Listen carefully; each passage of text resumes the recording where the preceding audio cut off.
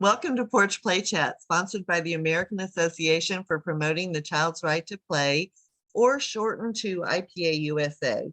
IPA USA is the USA affiliate of the International Play Association. As part of our efforts to promote play, we've introduced Porch Play Chats, which are conversations with people who are just as passionate about play as we are. You can find our Porch Play Chats by going to ipausa.org. And up in that little top right corner, subscribe to our YouTube channel and be a friend on our Facebook page. And magically, every Monday, a new Porch Play Chat appears. I'm Deb Lawrence, and I'm the president of IPA USA. With me on the porch today is Lisa Murphy. Hi, Lisa. Hello. I'm on the inside porch. She is the inside. She has the second hurricane coming. Miss Hurricane Nicole coming through. So I really wanted to be outside because it's not 110 degrees, but yeah. So I won't blow away. That would make for a good podcast, right? Well, I don't think so. I would be worried. And wear red shoes just in case. Right? Oh just in case all you see are my feet. Yes. Oh. Yeah, those hurricanes in Florida, I don't know why. And I think we're going to get some of it I'm in Pennsylvania. It'll come up the East Coast is what they're talking about. But also with us today is Heather Bernt-Santy. Hello. One of my favorite people. Oh my gosh. And we're so excited she's here because I love her. I love her topic. Anyway, and you're going to learn much more about it. So Heather has over 30 years. And been committed to children, their families, and their teachers. And you know that Heather, you may know Heather from her work as the host of the popular early care and education podcast, The Early Childhood Nerd. But she also loves her work as a speaker, consultant, writer, and professor. She's held just about every position possible. So she's really like one of my peeps because I started, as an aide. Yeah. Work my way up. Yep. Yeah. So there's a career lattice for you people. Yeah.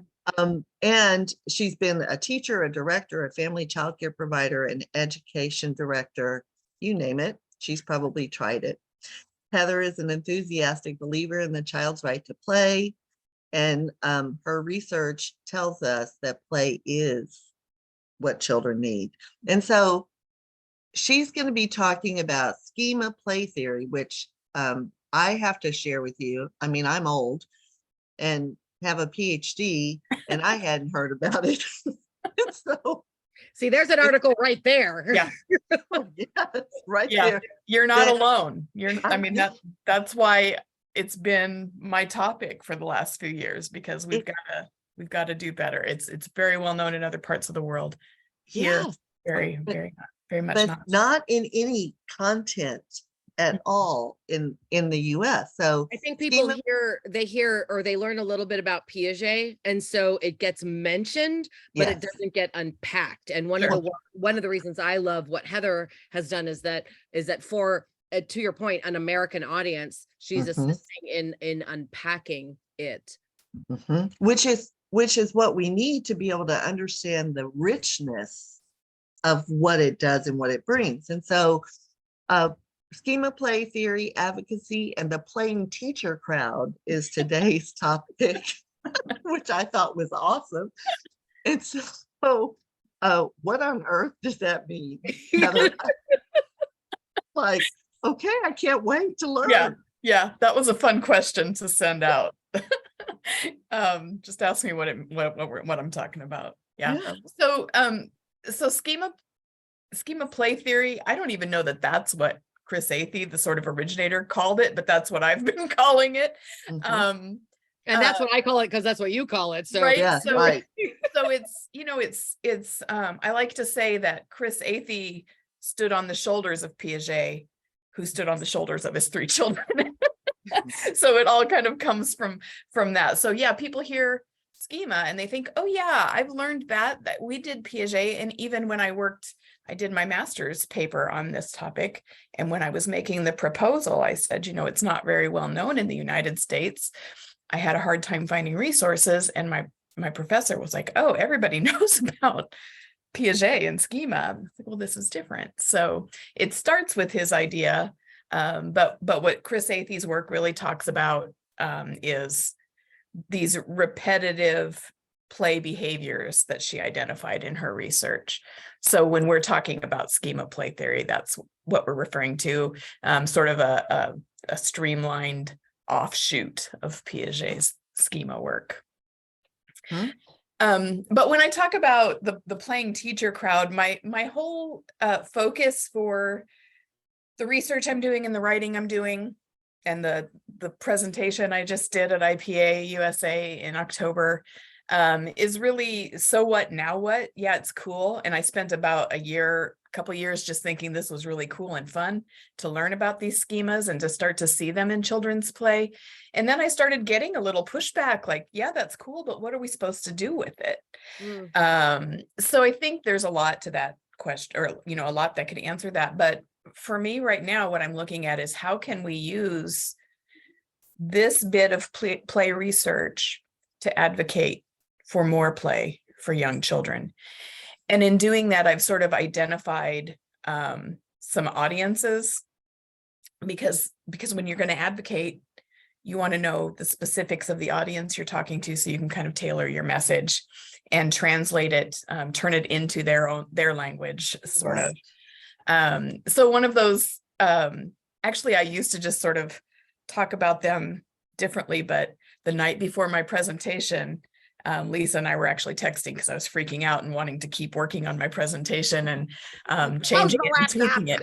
And she told me to close the laptop, and I did. And then like 20 minutes later, I was like, oh no, I should label them as these crowds and these specific audiences. So, so the first one is the playing teacher crowd. And so what I'm talking about are those people who are, we talk about the image of the child and how important that is to doing authentic work with young children. I'm talking about people who are more comfortable with, concerned about the image of the teacher, and really feeling like their ego is tied up in that mental image of what teaching should be like, which is very adult directed, very prescribed, very narrowly academic focused instead of intellectually focused. Not to mention bossy. So bossy. So I wrote a blog post a few years ago that, in that blog post, I don't even remember what the topic was, but I remember within the post, I said something like, you played school as a child and you took that as your calling. I enjoyed playing school, so I must be called to be a teacher. But no, you just thought that was really cool, dramatic play. And that was your theme. It wasn't necessarily a calling. And yesterday, but how many people have actually held on to that? Yeah. Well, and I think the other thing is that unless we're intentionally changing our mind, we do what was done to us.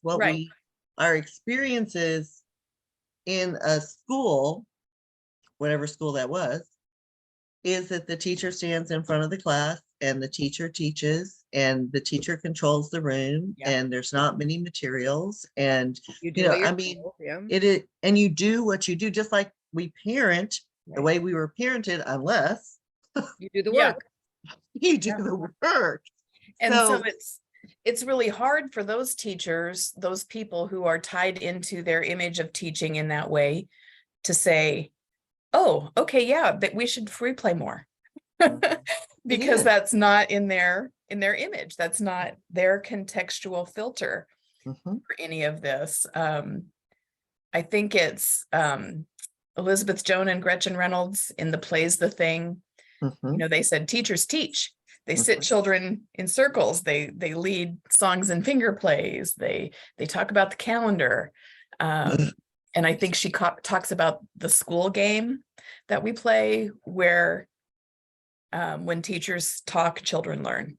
And so if that's your whole framework, then it's going to be hard for me to talk to you about why we should allow more free play. But if I can take some of this schema understanding and translate it into language that might be more impactful for someone who's quote unquote playing teacher, then I think it can be a useful tool for that. Yeah. And so my question is, where do you start? I mean, how do you take the plain teacher crowd and help them shift their perspective? Yeah. And I'm gonna add to that. Yeah. Can you pick what for people who maybe have no knowledge of what you're talking about, or no familiarity, I should say it that way. Mhm. Can you give us a couple examples of the repetitive play behaviors that Sure. you're into? And part B to the question, to Deb's question, can you tell us the language you might use? Mhm. Yeah. So I have a couple of examples that I talk about a lot, especially when I present on this topic. Two little boys, Freddie and George, who I knew when they were 4. And Freddie, his schema play just sort of unfolded in front of us. He was really into a schema called enveloping and enclosing. Which is sort of just what it sounds like. In children's play across different materials and around different areas, you see this repeated theme of covering things up or closing them in. And so in Freddie's play, we saw whenever he played with anything that was Play-Doh or slime or whatever, his whole play was finding little things to put in it and wrap a ball around it.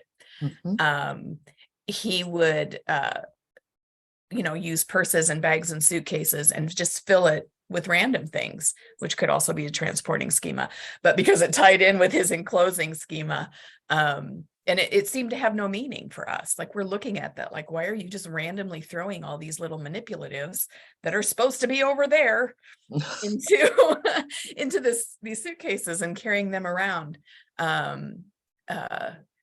What else did he do for enclosure? If he painted, he would start at the easel. He would paint the whole outside edge and then fill it in with paint and just cover the whole page.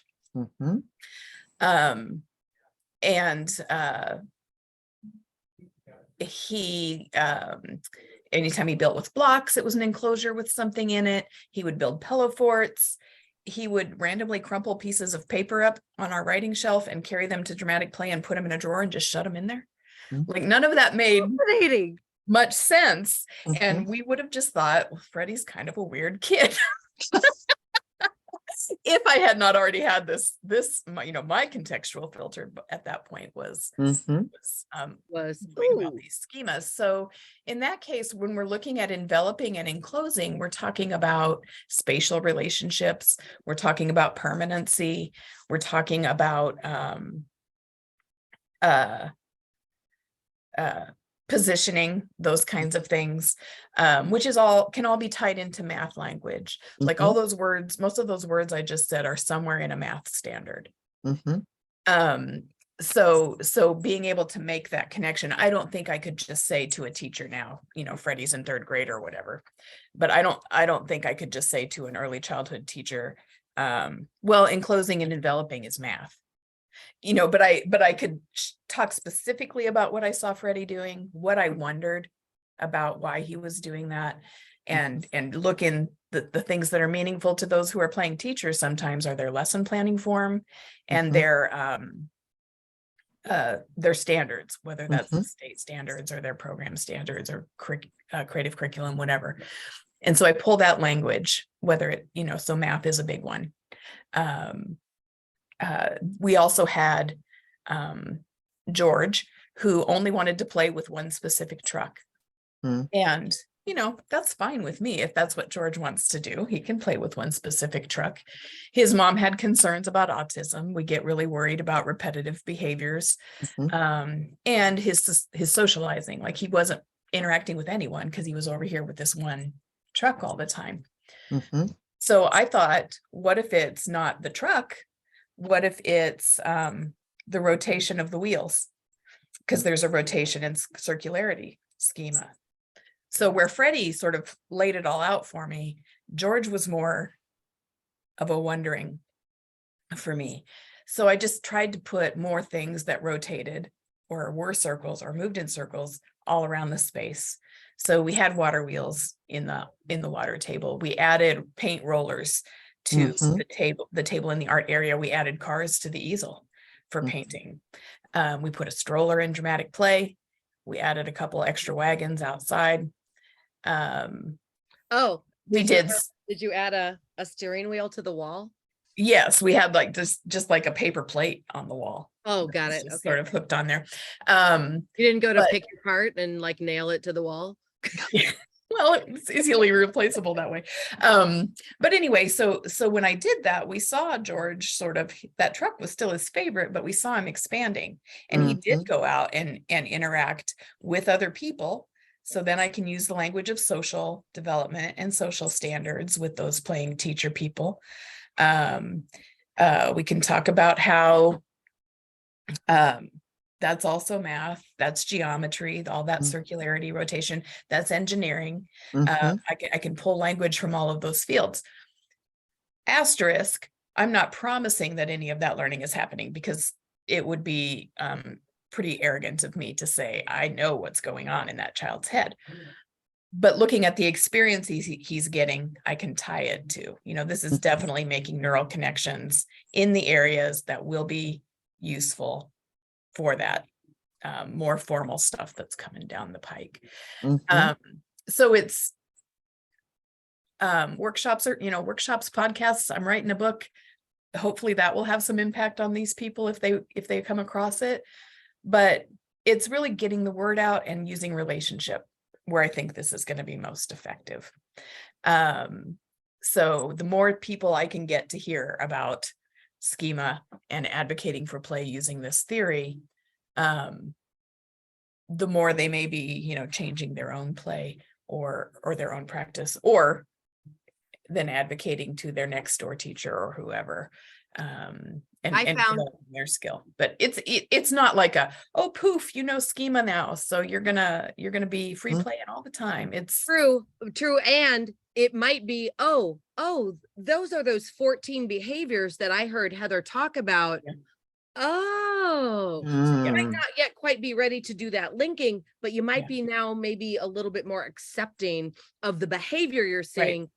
Right. And I totally lifted that from you and plopped it into the infant workshop that I do, the infant toddler workshop. And I have had a lot of feedback on, like they're self-professing that they're more empathetic and understanding and patient and right with some of these behaviors that they thought were nothing but, oh my God, get over it. You're always just zooming that car back and forth. And not seeing that the child, first of all, we know that children aren't going to engage in repetitive behavior if there isn't some kind of self-serving, some kind of fulfillment from it. And to the comment, and I'm not well versed in it, so I can't pretend that I know a lot about it. There's a difference between stimming and engaging in schema play.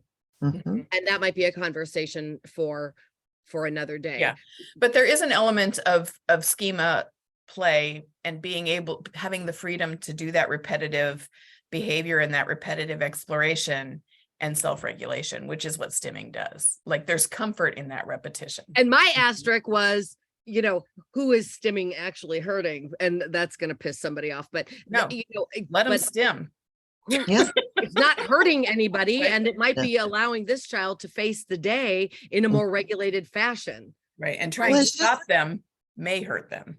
Yes. Right. So Heather, what I keep hearing, like throughout your focus and your approach to this book and helping to share this information that unfortunately we don't know a lot about in the US, is it you're approaching it through speaking to different audiences where they are. So you're building relationships with that audience. And we know relationships are the foundation of everything, right? So that you can speak, you can say, here's the information and what it looks like in your language. Here's from each of these different crowds that you've identified, which will give people the tools they need to then go back and say, okay, so now I know how to advocate for this because I understand it based on my own lens. Right. Not the lens of Heather Bernt-Santy, because she has broken it down for me so that I can now see how that would work through my own experience and lens. And I think that is unbelievably brilliant. Right. Oh, well. Because it helps people not just read it and say, oh, well, I don't know how to do that and move on. Mhm. It helps people go, oh, I didn't know that. Yeah. Oh, I understand. Oh, that fits into my view, but I have to look at it, look at what I'm observing a little differently. So Yeah. it gives them that baby step between Yeah. here's this theory over here, and here's what I should be doing in the classroom. You're sort of bridging that for That's them. the goal. Yeah. And it may change somebody completely to hear a schema play. To be honest, I ignored it for about a year. My friend Tiffany Pearsall, who you may know, I know Lisa, you know her, sent me some stuff about schema, and I was like, God, not another buzzword. I'm tired of buzzwords and trends and Bingo. yeah. So I Yeah. just sort of ignored it for a Bingo. while, and until it connected for me. Like I had this shelf in my brain that I wasn't using. Mhm. And then I started to see it happening, and I could add to my own schema about schema. So it can be really a big picture kind of thing. I think when I talk about this in two groups, I see more kind of faces than any other topic that I do. Mhm. But it could also just be, because one of the arguments for allowing more free play is always, well, my center won't let me do that, Right. or my school won't let me do that. Mhm. So maybe you don't have you get behind schema play theory and you love it and you think it's cool, but you don't know that you can really do much. Like you can't just change to where we're going to be more free play, and I'll do these deep observations, and I'll see what their questions are as I watch them repeat these behaviors, and then I'll know what to support and add. And or you could just be, well, this is cool. When they are playing, I am going to pay more attention and see what I can learn. But also so you're not going to use it in lesson planning, like, okay, from 9:30 to 12, it's going to be enclosure time, or to 12. That's a big long Right. chunk of a schedule. 9:30 to 10, it's going to be enclosure time. And then at 10, it will be trajectory time. But you might think, okay, I know George is really most engaged when there's some rotation and circularity. So this group activity that I'm being forced to plan and do by my program, how can I add some circularity somewhere? Can I add something here so that it's more engaging for George when typically it would not be at all motivating for him to be here? So it's a continuum. It's not, Right. even my hopes for advocacy are not, I mean, okay, yeah, they are utter world domination, but but broken down into pieces, I realize that it's going to be along a continuum. One of the things I think would also be helpful is one of the crowds would be college professors. It is. Yeah, good.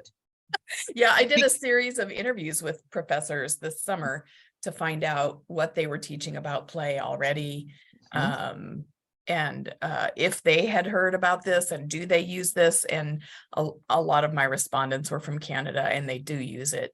They are more familiar. Canada and the United Kingdom and New Zealand are all pretty locked in, to where it's almost probably like, yeah, I've heard of Piaget. To them, it's probably like, yeah, we've heard of schema. But anyway, a lot of the professors that I talked to from the United States hadn't really had that much exposure or experience. It's really interesting to me.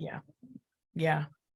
Well, I mean, you have some, and I have to say this from past experience, you have some vice presidents of academic affairs who have no understanding of education. Yes. Who think the Piaget and conservation experiments with children is child abuse. And I'm not kidding. Oh my gosh. I had not heard that in any of my interviews. And that Piaget is absolutely outdated, and nobody listens to that anymore. Yeah. And that is personal experience, not my current BPAA, thank God. Yeah, get that in. But a previous one. It was. Well, and I talk about this in the previous Meet the Masters workshop, is that, if you want to look at his research from a purely just research lens, look at the sample size, you look at the extrapolation of the data. Yeah. I mean, look at he didn't really want to release how he came to his conclusions. So I get it. And at the same time, like the two of you, being old and having done this, there are some things that he maybe just wrote out that are 100% true. So I think there's wisdom in not throwing the baby out with the bathwater, but perhaps realizing now, as you said, there's people standing on the shoulders and realizing,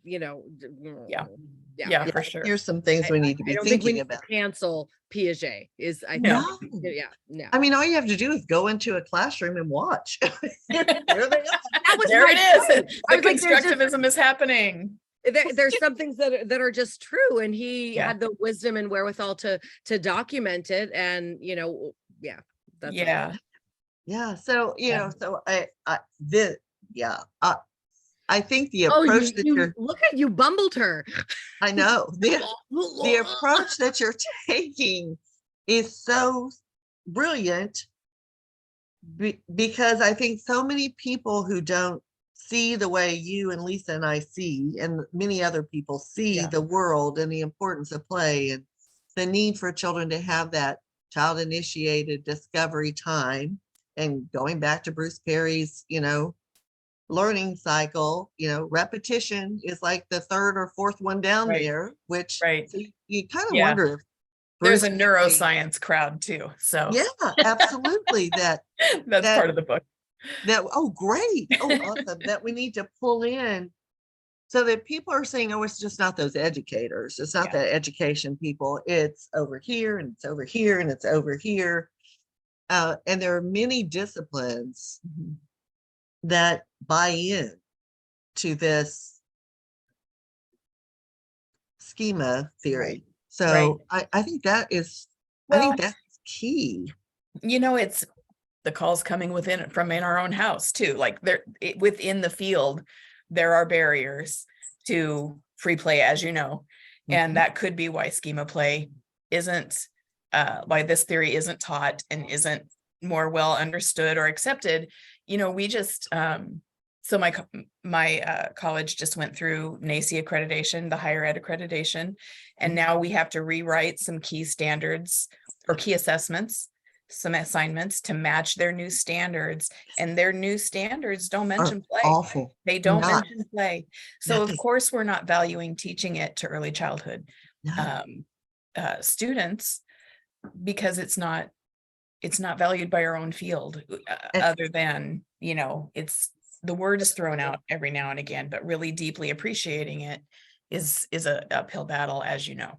Yes. So that's, and if you look at standard 5A, which you will have to, and if you haven't already, I say to my students, there's no approaches to learning in 5A, and there's no social and emotional content area in 5A talking about the importance. Which means 5A, I don't have them memorized except for 6, because that's the one I'm doing an assignment on, rewriting an assignment 5A, for. Is that the 5A content and 5B areas? Are awful. Those are the content areas. 5A and 5B is awful.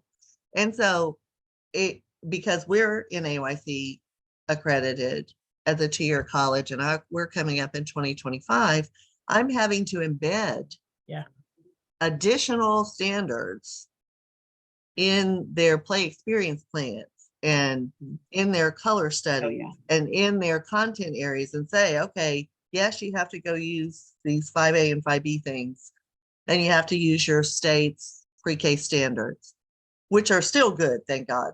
Indiana's are too.